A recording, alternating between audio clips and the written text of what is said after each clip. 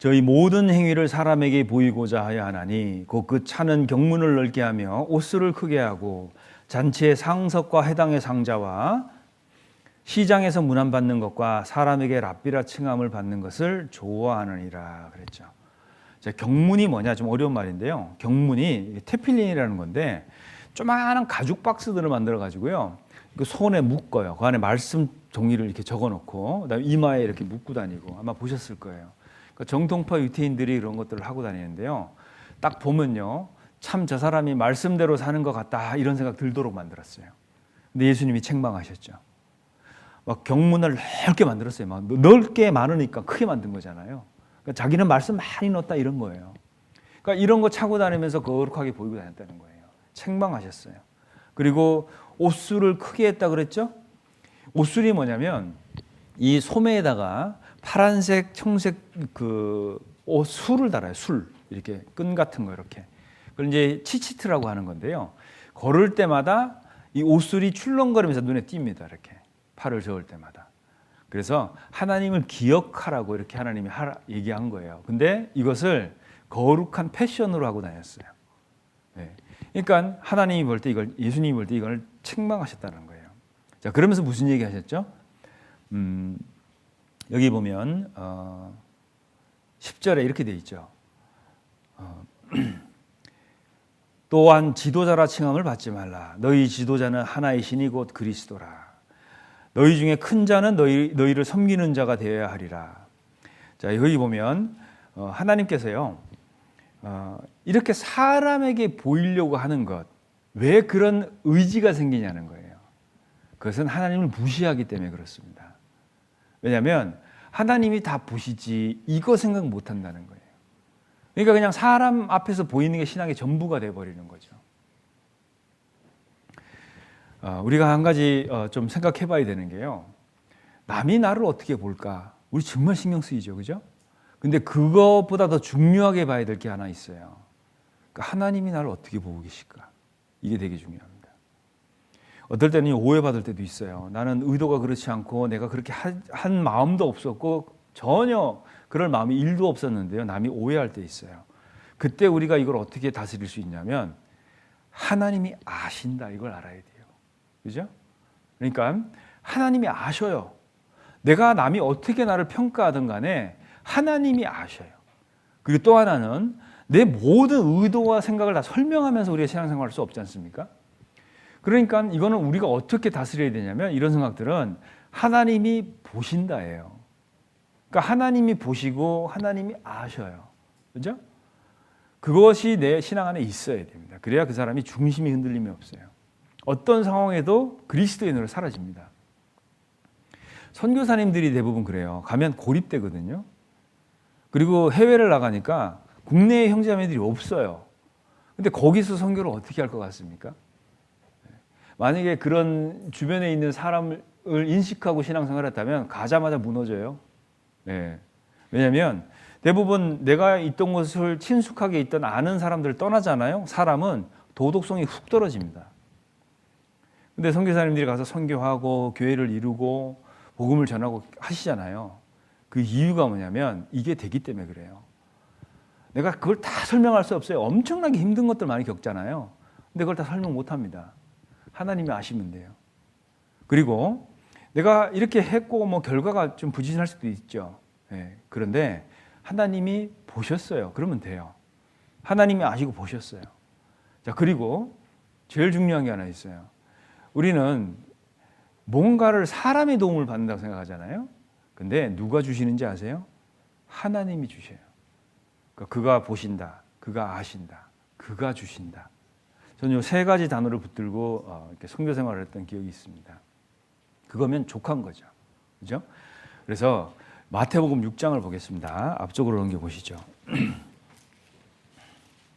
괜히 뭐 사람이 주는 것 같고 그러면요, 그 사람 앞에 가서 잘 보이려고 그러고 괜히 불필요한 말 하게 되고 그래요.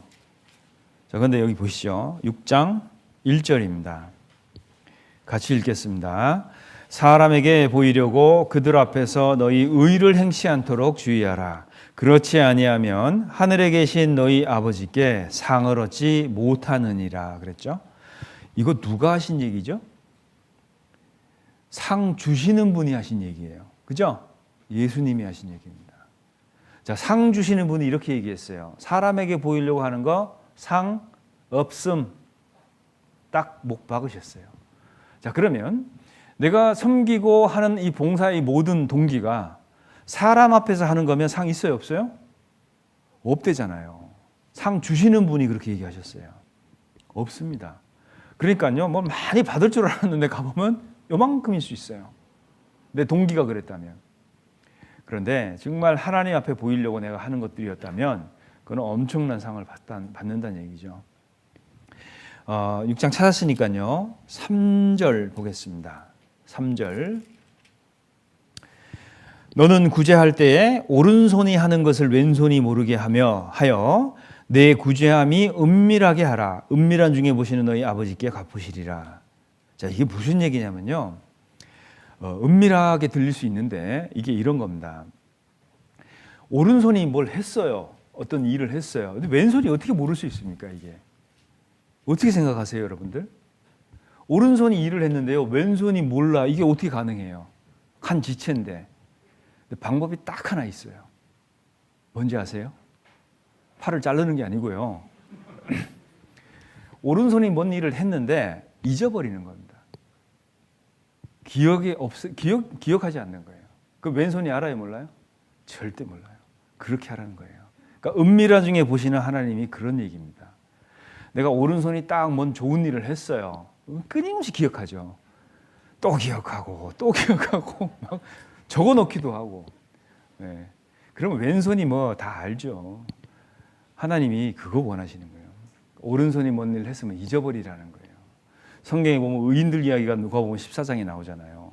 이 의인들의 특징이 뭐냐면 뭐 줄일 때 먹이고 추울 때 입히고 다 했는데 몰라요, 이분들이. 한번 찾아볼까요? 누가복음 14장입니다. 자, 여기 보면 12절부터 읽어보면, 자, 우리가 이제 상급을 어떻게 받게 되느냐, 이제 거기에 대한 그 정보가 자세히 기록이 되어 있는데요. 제가 한번 읽어보겠습니다. 12절부터 읽겠습니다. 누가복음 14장 12절. 또 자기를 청한 자에게 이르시되 내가 점심이나 저녁이나 베풀거든 벗이나 형제나 친척이나 부한 이웃을 청하지 말라. 두렵건대 그 사람들이 너를 도로 청하여 내게 갚음이 될까 하라. 잔치를 배설하거든 차라리 가난한 자들과 병신들과 저는 자들과 소경들을 청하라.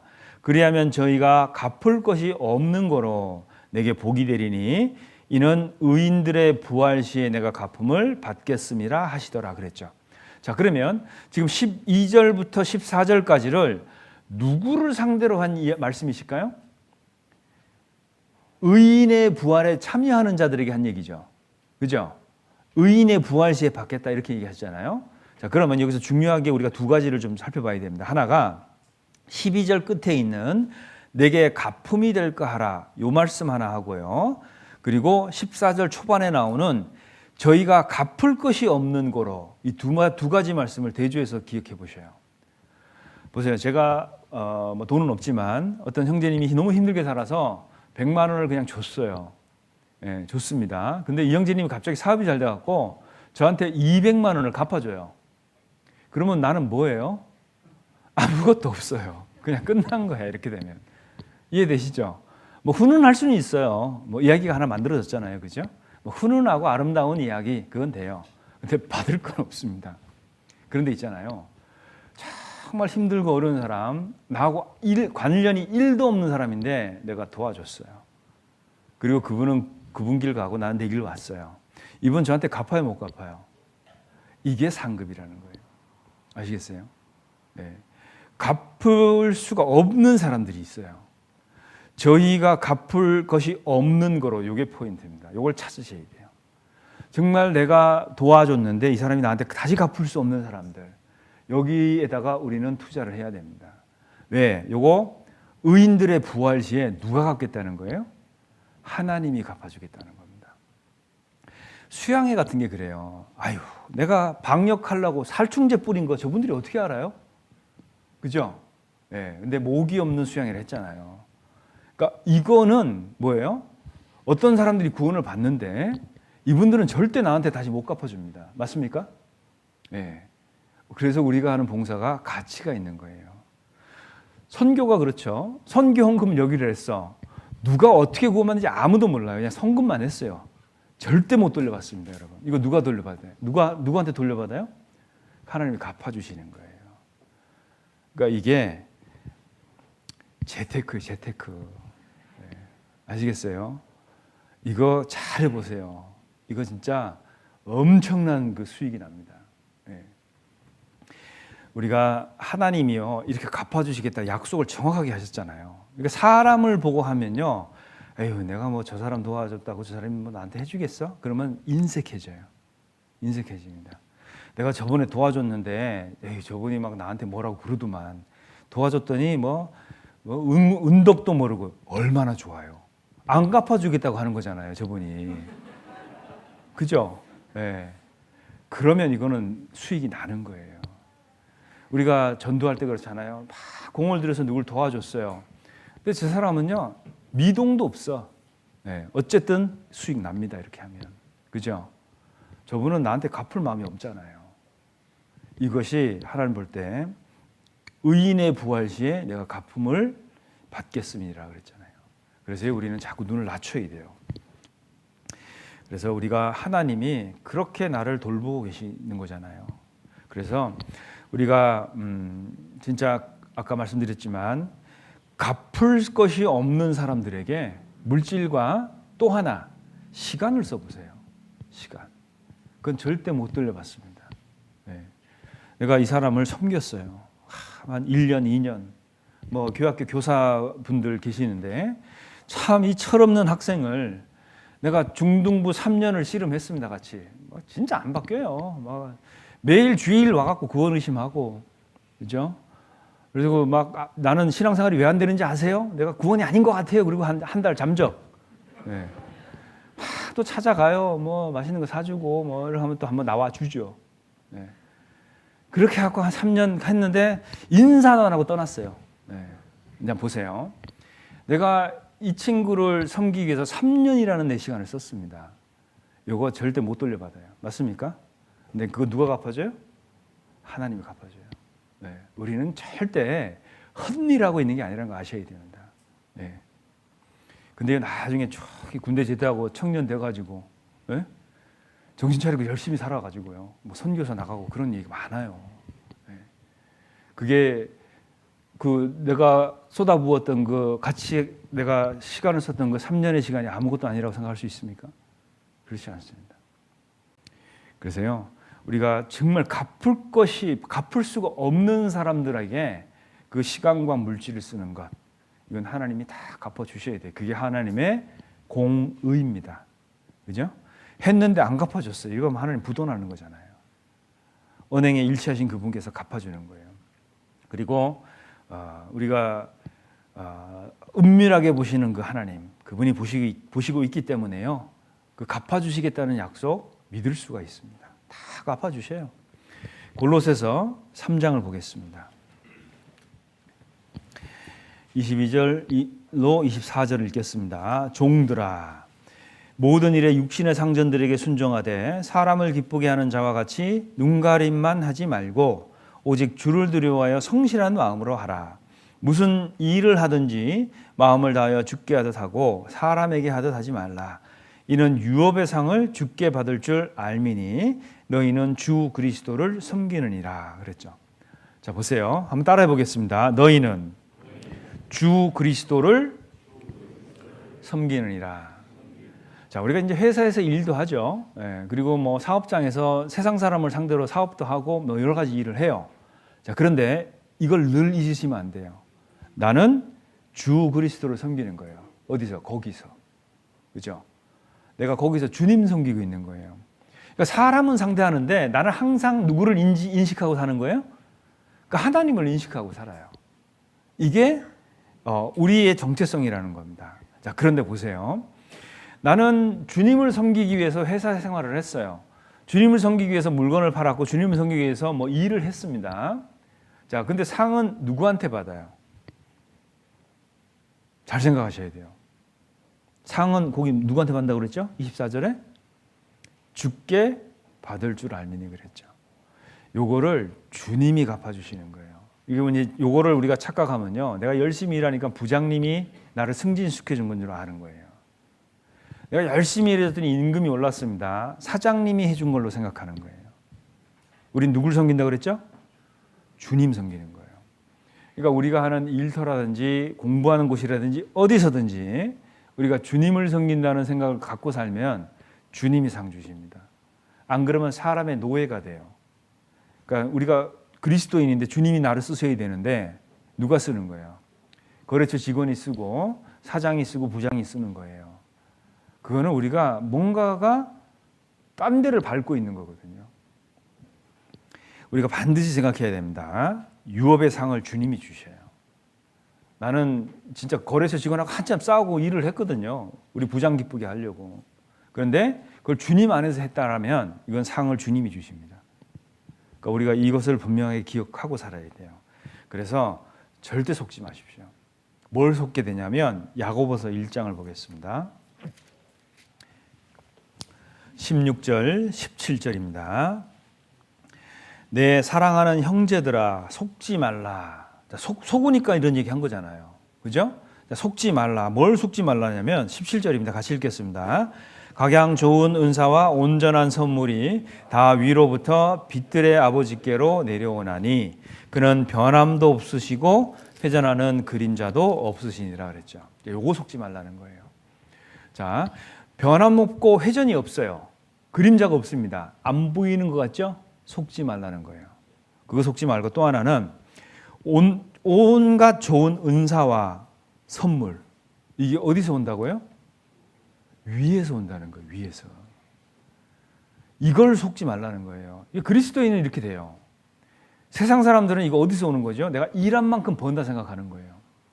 월급만큼 일한다. 뭐 이런 논리잖아요. 근데 그리스도인은 그렇지 않습니다.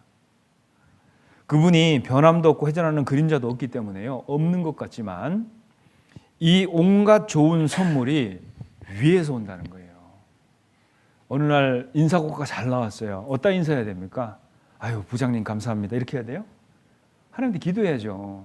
네? 하나님 너무 감사합니다. 그죠? 성과가 좋아서 성과급이 나왔어요. 이거 누구한테 감사해야 돼요? 네? 뭐 팀장? 아니죠? 하나님한테 감사하셔야 돼요. 왜? 이게 위에서 왔거든요. 우리가 요거 자꾸 헷갈려 하는데 이런 거를 딱 봤잖아요. 그러면 이런 생각이 확 들어요. 나만 받았어? 그죠? 네. 구원 안 받은 사람들 다 받았거든. 보세요. 하나님이 나를 복 주시기 위해서요. 이 사람들도 복을 같이 받게 하는 거예요.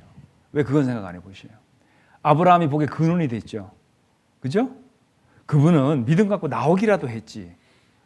뭐 같이 있었던 그 이스라엘 사람들이나 근처에서 복 받았던 사람들은 뭘 한 게 있다고 복을 같이 받습니까?